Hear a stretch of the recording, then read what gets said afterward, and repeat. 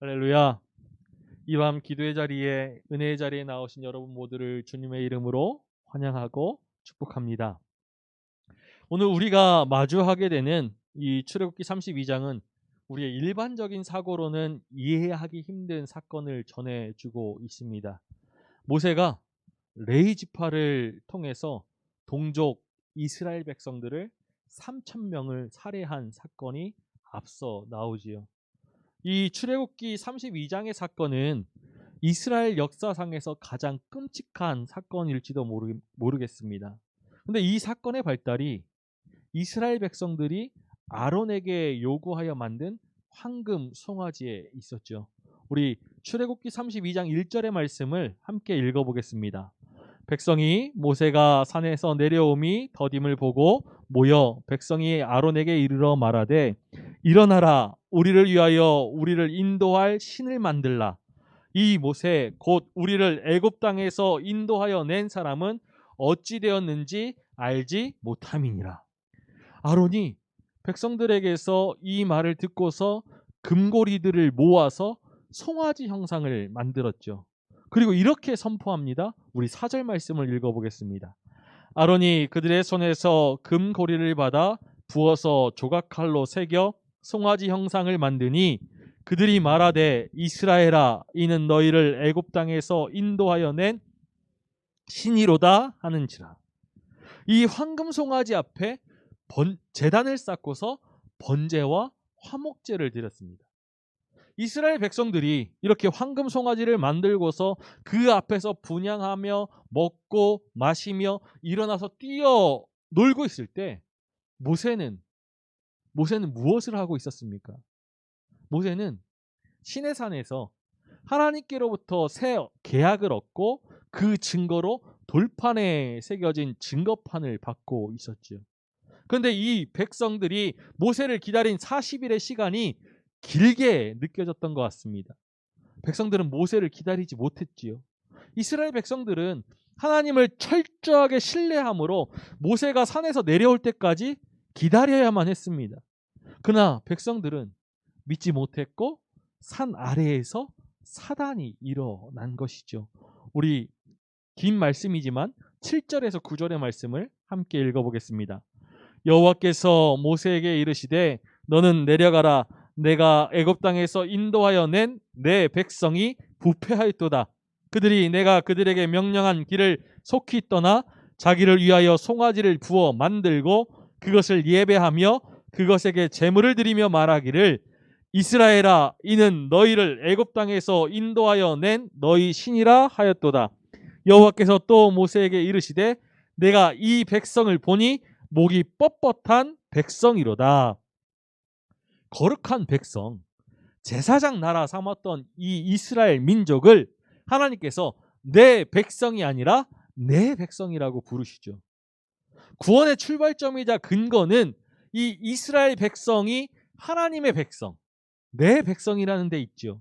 그런데 지금 내 백성이 아닌 내 백성이라고 호칭이 바뀌었고 이제 이 백성들의 운명이 변화되는 것입니다. 하나님께서 이 목이 뻣뻣한 이스라엘 백성들에게 진노하셨고 그들을 진멸하고자 하시죠. 우리 10절의 말씀을 함께 읽어보겠습니다.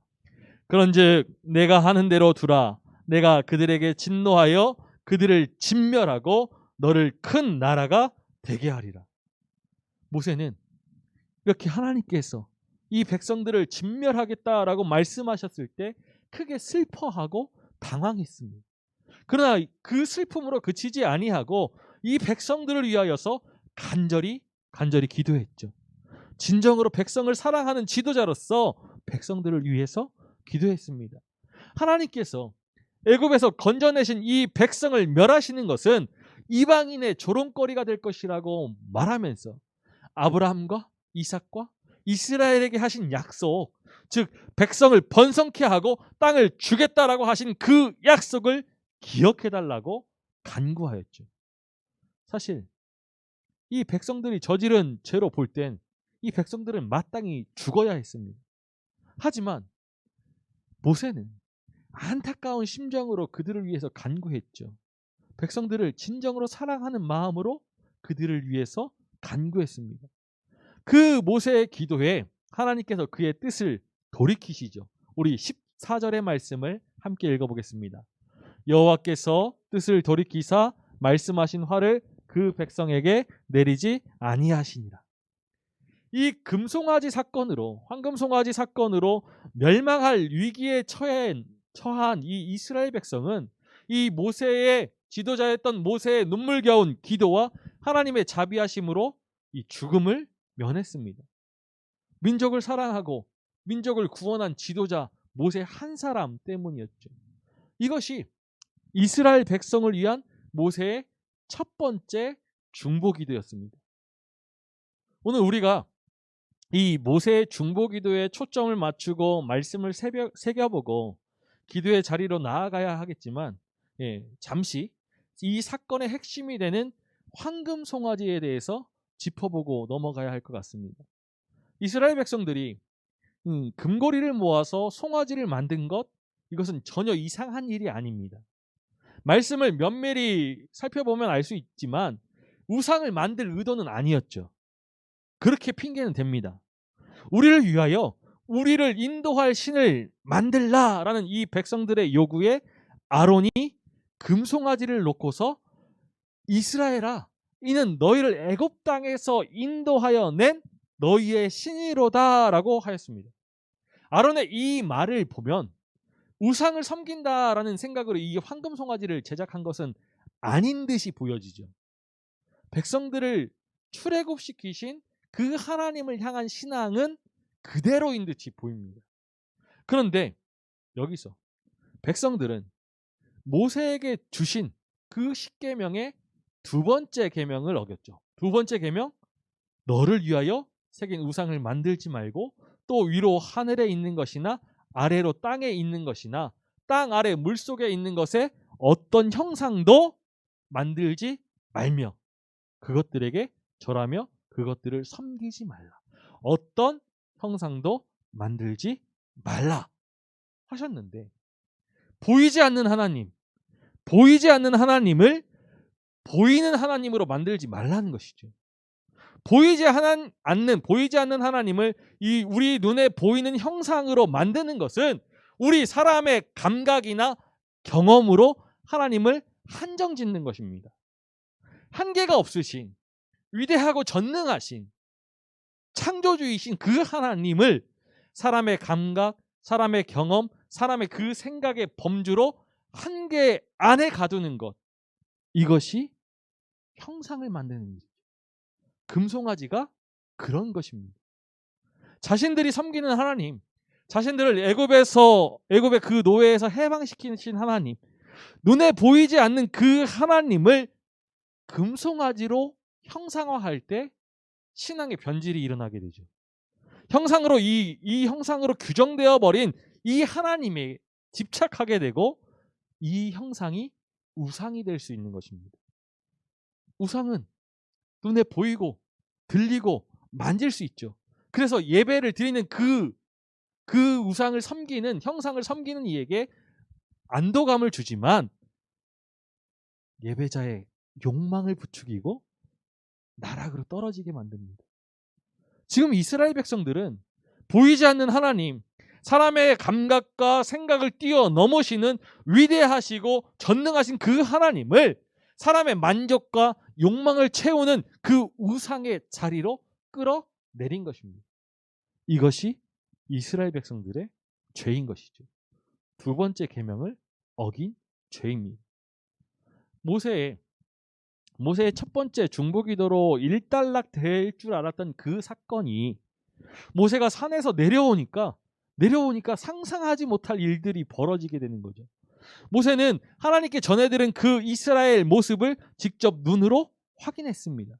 백성들의 그 불신앙적인 광란의 모습을 보고서 분노하여서 10계명 그 돌판을 던져서 깨뜨렸죠. 그리고 금송아지를 불살라서 가루를 만들어서 백성들이 마시게 했습니다.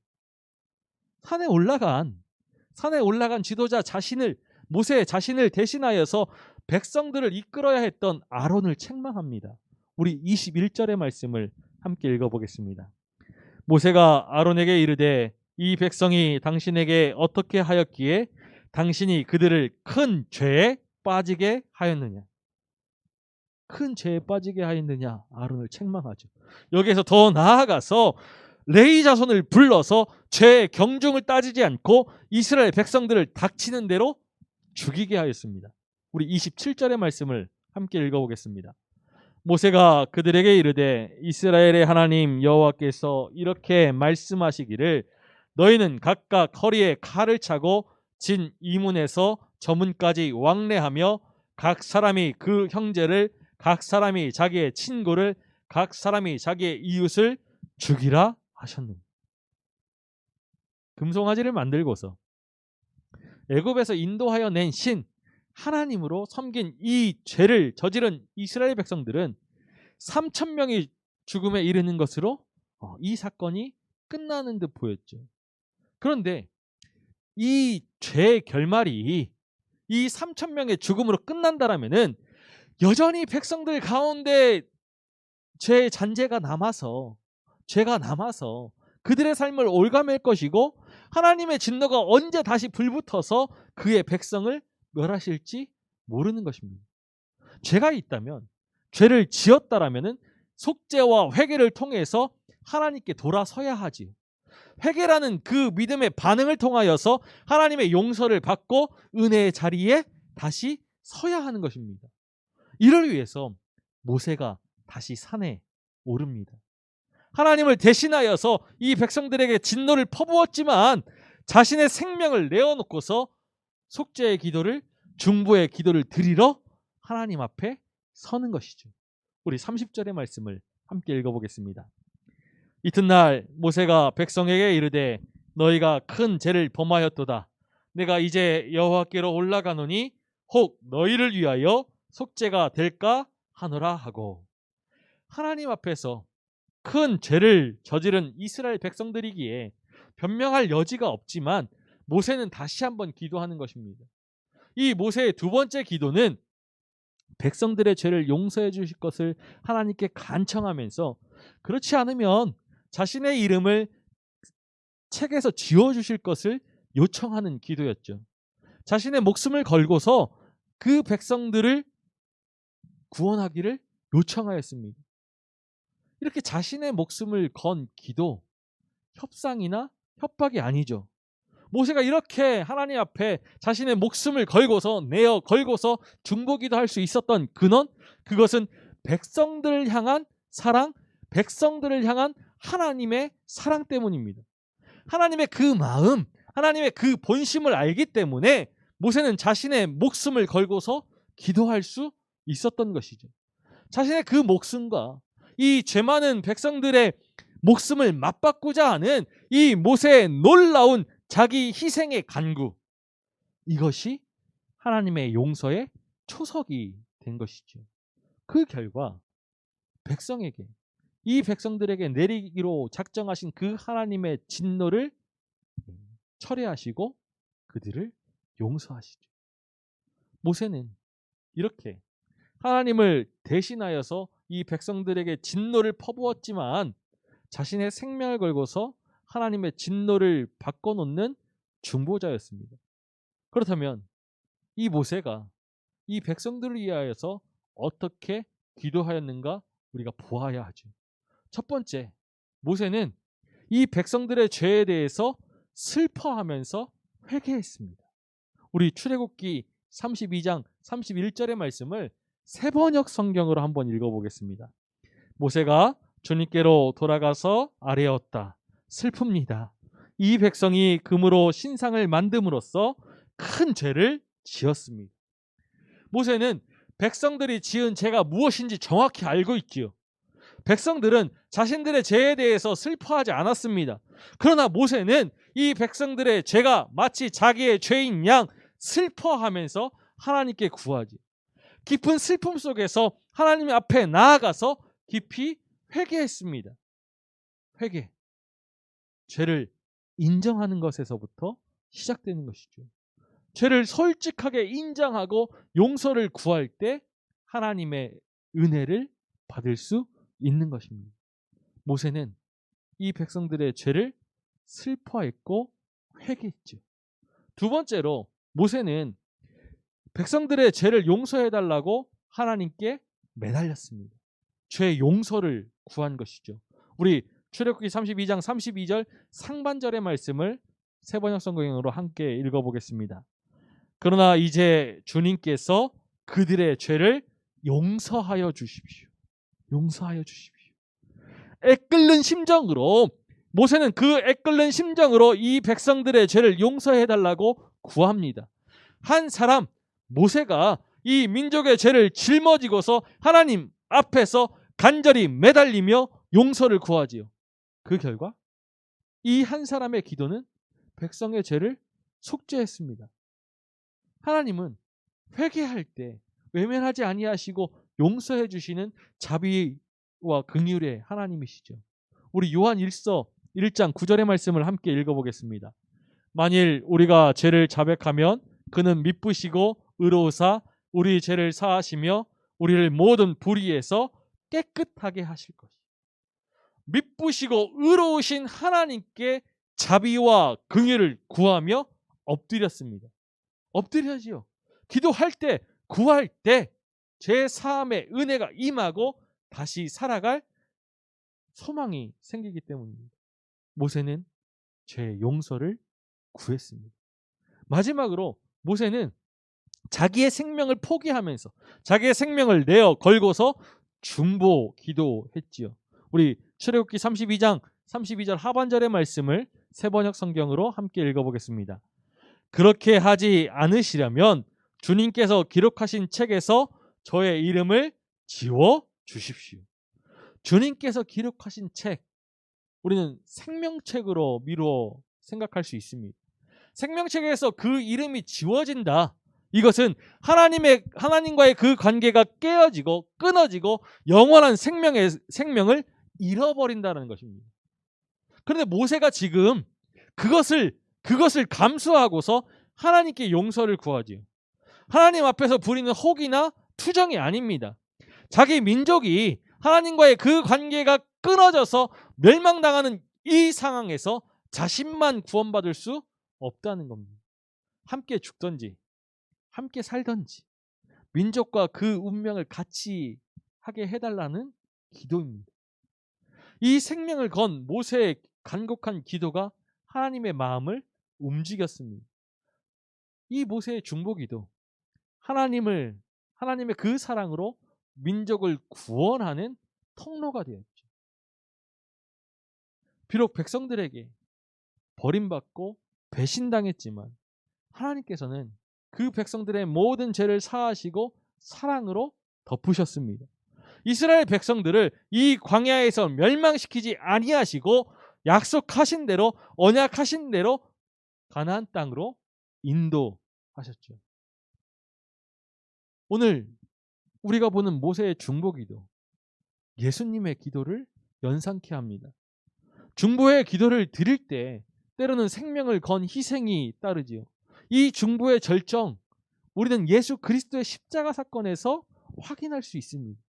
우리 주 예수 그리스도는 이 세상의 죄를 대속하기 위해서 자신의 생명까지도 아낌없이 내어놓으셨습니다. 이 땅을 구원하기 위한 이 예수님의 생명의 기도는 우리가 마땅히 본받아야 할 기도의 모범이고 목표이죠.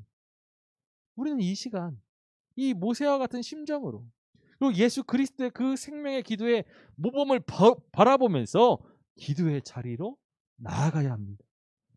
모세의 기도처럼 중보기도는 하나님의 그 심판의 뜻을 돌이킬 수 있고 하나님의 은혜의 역사를 일으킬 수 있는 통로입니다. 하나님의 그 심판의 뜻을 돌이킬 수 있는 중보기도 하나님의 은혜의 역사를 일으킬 수 있는 그 통로가 되는 중보 기도의 자리로 우리가 나아가야죠. 우리 자신의 문제뿐만 아니라 다른 성도, 이웃, 교회와 지역, 나라와 민족, 세계와 열방을 위해서 기도할 때 하나님께서는 우리의 중보를 통하여서 구원의 역사가 일어나도록 섭리하십니다. 이것을 기억하면서 하나님의 은혜를 구하고 하나님의 선하신 역사를 일으킬 수 있는 믿음의 통로로 중보 기도자로 우리가 서야 하는 것이죠. 오늘 이 밤 이 중보 기도의 자리에 설 때 이 한 가지만 기억하고 중보의 사명을 감당했으면 좋겠습니다. 중보 기도. 하나님의 마음에서 비롯되는 것입니다. 우리가 중보 기도를 할 때 하나님의 마음을 품고서 기도해야 한다는 것이죠. 하나님의 마음을 품고서 기도해야 합니다. 다시 말하면 중보 기도자는 하나님의 마음을 바라보는 사람입니다. 하나님의 마음을 바라봐요. 그들의 죄를 사하시옵소서. 그들의 죄를 사하시옵소서라고 구하는 이 기도는 천하보다 귀한 한 영혼을 사랑하시는 하나님의 마음에서 비롯된 기도입니다. 생명을 구원하기 원하시는 그 하나님의 마음으로 생명을 살리는 기도이지. 모세는 이 백성들의 죄를 속죄하기 위해서 생명을 내어놓고서 기도할 수 있었던 것, 모세가 그렇게 기도할 수 있었던 이유는 하나님의 마음을 알았기 때문입니다. 하나님과의 그 친밀한 교제 속에서 하나님의 성품, 하나님의 속성, 하나님의 그 마음을 깨달았습니다.